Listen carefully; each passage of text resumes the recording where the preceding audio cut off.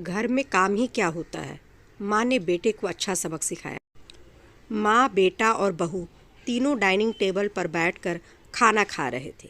खाना खाते खाते बेटा अपनी पत्नी से बोला, नीता, तुमने आज भी दाल रोटी ही बना दी। कम से कम खाना बनाने में तो आलस मत किया करो। घर में ही तो रहती हो, कुछ अच्छा भी तो बना सकती थी। नीता बोली, बनाने वाली तो मैं आज सूजी का हलवा थी, लेकिन सूजी आई नहीं। मैंने कल ऑर्डर की थी। कोई बात नहीं, कल बना दूंगी। किचन में कुकर की सीटी सुनाई देती है और खाना खाते खाते नीता किचन में चली जाती है। किचन से वापस आकर डाइनिंग टेबल पर बैठते हुए नीता कहती है कि आलू पकने के लिए रखे थे, शाम को आलू की टिकिया बनाएंगे। उसकी सासू माँ भी यह सुनकर खुश हो जाती है। नितिन बीच में बोल पड़ता है, ये अच्छा है, तुम दोनों बहुत मज़े करते हो, अपनी पसंद की चीज़ें जो बनाकर खाते हो।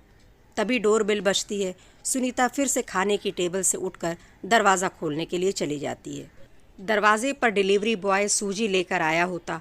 पार्सल लेकर नीता फिर से डाइनिंग टेबल पर खाना खाने बैठती है। तब माँ बेटे से कहती है कि तू दरवाज़ा खोल देता, बेचारी को खाना खाते समय भी सुकून नहीं है। बेटा कहता है, सॉरी माँ, मैं नहीं उठ सकता, मुझे ऑफिस जाने के लिए देर हो रही है।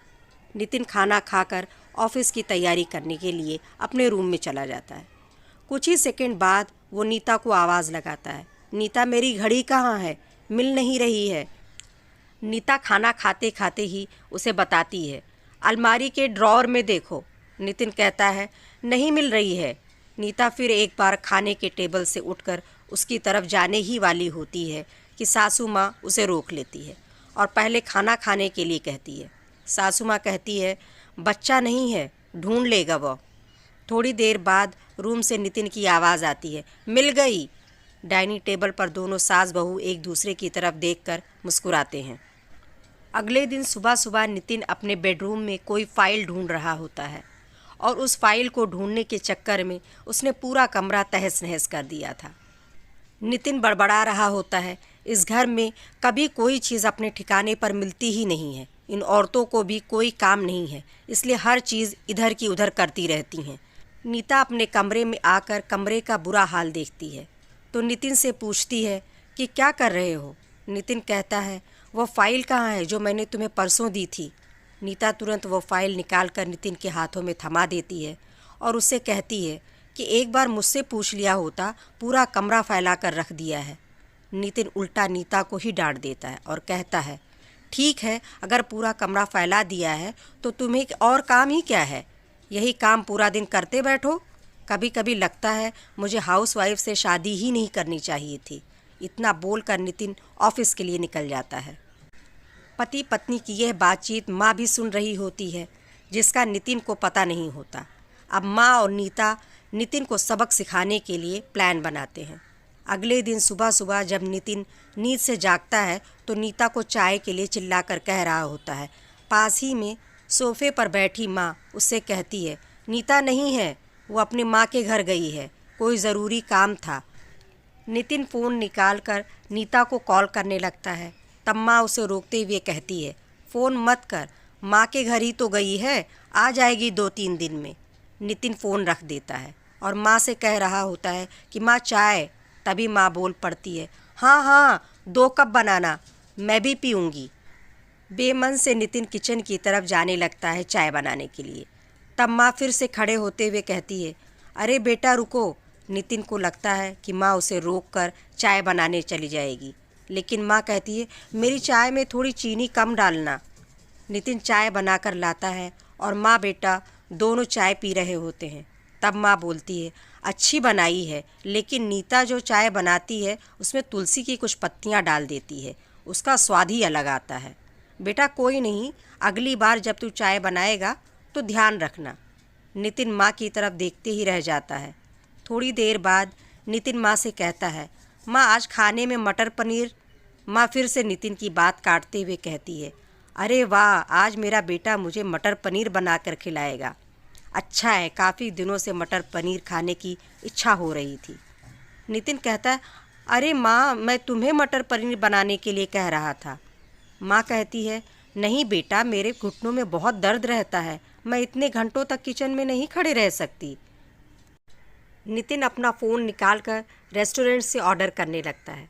तब माँ उसे रोकते हुए कहती है, इस उम्र में मेरा पाचन अच्छा नहीं रहता बेटा, मुझे गैस हो जाती है और तुम मुझे बाहर का खाना खिलाना चाहते हो। तू तो अपनी माँ से प्यार ही नहीं करता। नितिन ना चाहते हुए भी घर का खाना बनाने के लिए किचन में चला जाता है। 1 घंटे बाद खाना बन के तैयार हो जाता है। नितिन 2 थाली में खाना परोसकर माँ के पास आता है।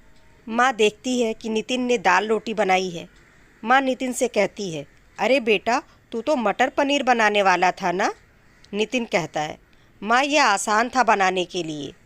माँ कहती है, नीता होती तो मुझे आज मटर पनीर बनाकर ही खिलाती। चलो कोई बात नहीं, मैं कहाँ हर दिन मटर पनीर खाती हूँ, आज भी दाल रोटी ही खा लूँगी। आप बैठ साथ में मिलकर खाते हैं। दोनों बैठकर खाना खाने लगते हैं। नितिन ने पहला निवाला मुंह में रखा ही होता है कि माँ उसे कहती है, अरे बेटा, दाल में नमक थोड़ा कम है, जाकर ज़रा नमक लेकर आ। नितिन खाते खाते उठता है और किचन से जाकर नमक लाकर माँ को देता है। फिर अपना खाना खाने बैठता है। बीच में ही माँ खांसने लगती है और नितिन से कहती है, अरे बेटा, खाना गले में अटक गया है, थोड़ा पानी लेकर आ। नितिन फिर से खाना खाते खाते उठता है और पानी लेकर आके माँ को देता है। इन सब से नितिन के मुंह पर परेशानी साफ देखी जा सकती थी। नितिन को अब महसूस भी हो रहा था कि जैसा बर्ताव वो नीता के साथ करता है उसे कितना बुरा लगता होगा। हालांकि नीता के मुंह पर कभी उसने शिकन नहीं देखी थी। माँ यही नहीं रुकती। खाना खा के हो जाने पर माँ ने नितिन को थालियाँ धोने के लिए भी कहा। फिर माँ अपने बेड पर आराम करने लगती है। तब नितिन को चादर ओढ़ाने के लिए कहती है। उसके बाद जब नितिन रूम से जा रहा होता है तब उसे रोककर एसी कम करने के लिए कहती है। इन सब कामों से अब परेशान हो जाता है, लेकिन कुछ बोल नहीं पाता। अगले दिन सवेरे सवेरे नितिन खाना बनाने के लिए सब्जियां काट रहा होता है, लेकिन उसका ध्यान सब्जियों पर नहीं होता। वह नीता के बारे में सोच रहा होता है और पछतावा कर रहा होता है कि वह कितना गलत था कि हाउसवाइफ का काम आसान होता है। तभी बेख्याली में उसकी उंगली कट जाती है, उससे खून बहने लगता है और वो बेसिन में अपनी उंगली धोने के लिए चला जाता है। तभी नीता उसके पास आकर उसके हाथों में पट्टी बांधने लगती है। यानी कि नीता कभी माँ के घर गई ही नहीं थी। यह तो सास बहू के प्लान का हिस्सा था, जिससे वह नितिन से छुपकर उसी घर में रह रही थी। नितिन नीता को देखकर काफ़ी खुश हो जाता है।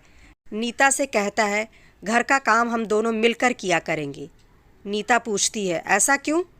नितिन कहता है कि मैं घर का काम सीख जाऊंगा और घर अगर हम दोनों का है तो घर का काम भी हम दोनों का ही होना चाहिए।